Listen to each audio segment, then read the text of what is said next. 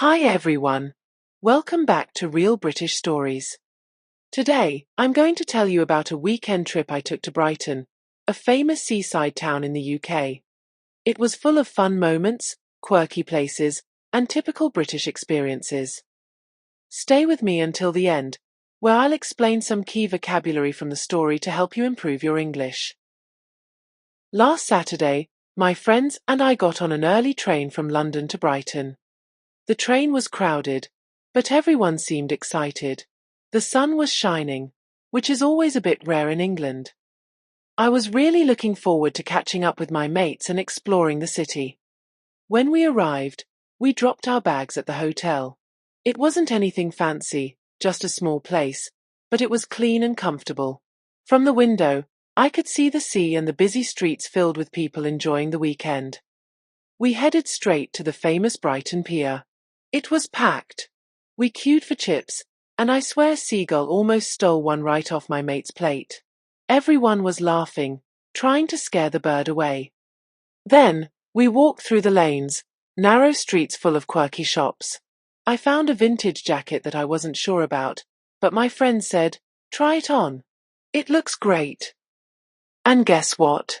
I loved it and bought it. We ended the evening at a cozy pub just off the seafront. The atmosphere was warm, with classic British music playing softly. We chatted with a couple who'd lived in Brighton their whole lives. They told us stories about the city's history and recommended places to visit next time. To be honest, it was one of those weekends you don't want to come back from. If you ever get the chance, Brighton is definitely worth a visit.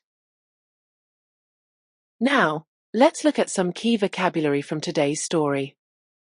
To catch up with means to talk to someone you haven't seen for a while and share news.